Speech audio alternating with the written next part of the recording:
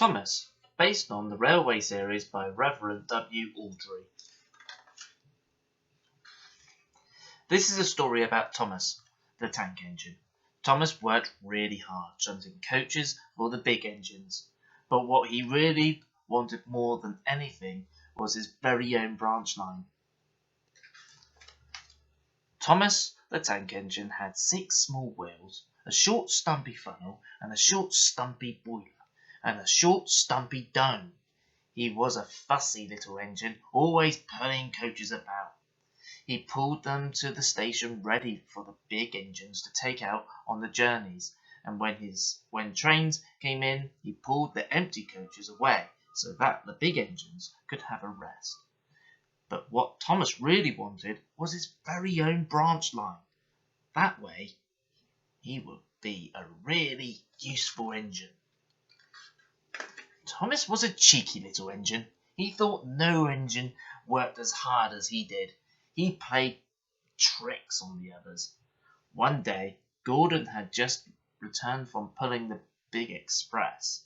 He was very tired and had just gone to sleep when Thomas came up beside him. "Wake up, lazy bones!" whistled Thomas. "Do some hard work for a change." He ran off laughing. Gordon got a terrible shock. He decided he had to pay Thomas back. The next morning, Thomas wouldn't wake up. His driver and fireman couldn't make him start. It was nearly time for Gordon's express to leave. Gordon was waiting, but Thomas hadn't got his coaches ready. At last, Thomas started. "Oh dear, he yawned. "Hurry up, you," said Gordon crossly. "Beep, beep, beep, beep. Hurry up yourself," replied Thomas cheekily.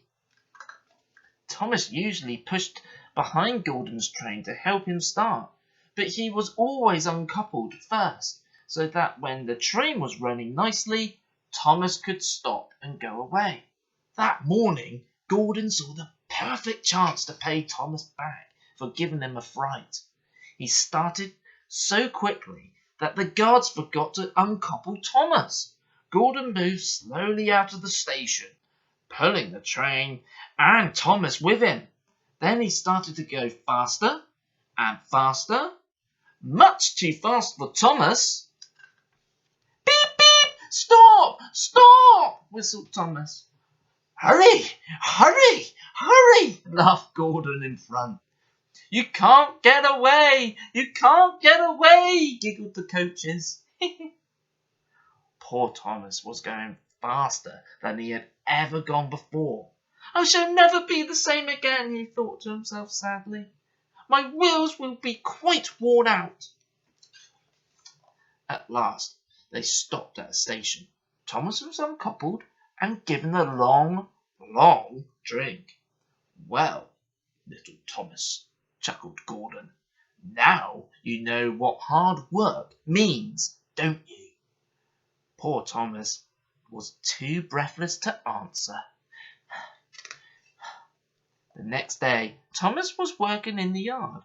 On the siding by themselves were some strange-looking trucks. "That's the breakdown train," said his driver. "When there's an accident, the workmen use it to help clear and mend the line." Just then, James came whistling through the yard crying, "Help! Help!" His brakes were on fire and his trucks were pushing him faster and faster. James disappeared into the distance. Soon after, a bell rang in the signal box and a man came running. "James is off the line! We need the breakdown truck quickly!" he shouted. Thomas was coupled onto the breakdown train, and off he went as fast as he could. "Bother those trucks and their tricks," he said. "I hope James isn't hurt." They found James and the trucks at a bend in the line. James was in a field with a cow staring at him. The brake van and the last few trucks were still on the rails, but the front ones were piled in a heap behind James. James's driver and the fireman were checking to see if he was hurt. "Don't worry, James," his driver said. "It wasn't your fault. It was those troublesome trucks."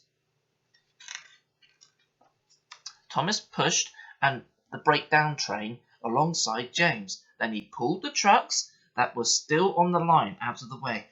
"Oh dear, they grumbled.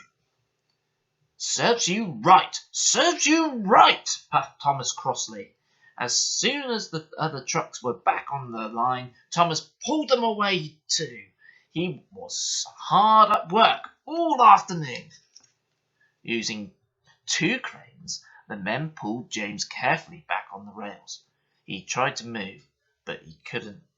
So Thomas pulled him back to the ship. The fat controller was waiting for them there. "Well, Thomas," he said kindly, "I've heard all about it, and I think you're a really useful engine. I'm so pleased with you that I'm going to give you your own branch line."